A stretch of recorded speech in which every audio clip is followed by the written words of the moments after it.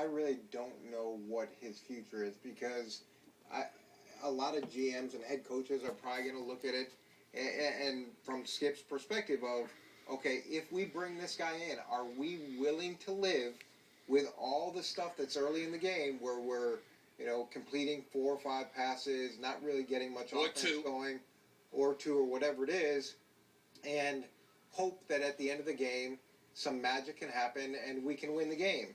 And that was what happened. Is the year that Tebow had an outlier, or is that what you can expect with some type of consistency?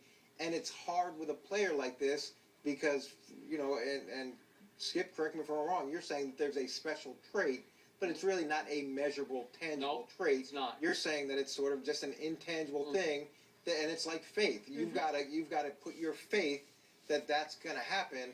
And it's hard from an evaluation standpoint to say that this is going to go. And this is an industry that's based on being able to measure things and take intangibles into account. But to say we're just going to bank on the intangibles, live with all the stuff that happens in the early part of the game, and have faith that at the end of the game it's going to. So you can see him as a backup quarterback anywhere in the league. I think he'll continue to play. I think that at some point he's going to get an opportunity to play again it may come with an injury, and we've seen that in other situations where he goes in because someone gets banged up early. Yeah. And then we'll see whether or not that year in Denver was really the outlier, or whether that's something that we can expect. What's your gut feeling? Outlier?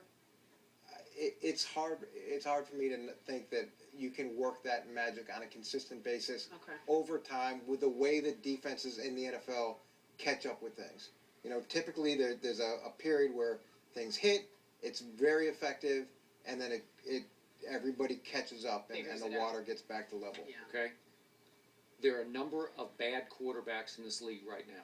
And I can make a strong case that Tebow would have been better than what they had in Jacksonville this year, in Tennessee. I'm not a Jake Locker guy. I said before the draft, I don't think he can hack it in this league. I saw it again last night, albeit against a tricky, veteran-savvy defense that blitzed him from all angles.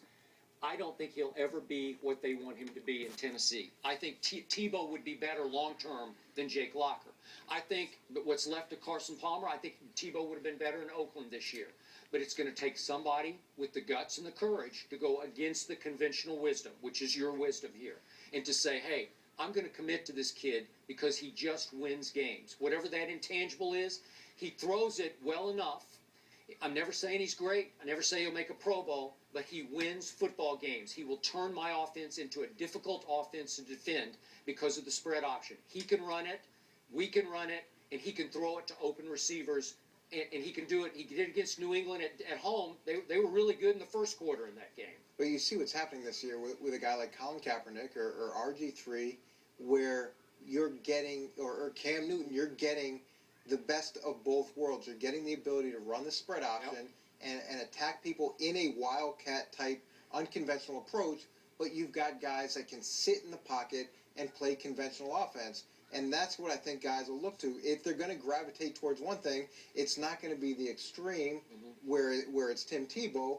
That middle ground that the guys are showing, hey, we can do both, is now, to me, what everybody's going to want because it's that much harder to Just remember, it's hard to be an outlier for 13 games. It's okay for a couple of games. Maybe you can fool him for a couple. It's hard to do it for that long as he did it last year. But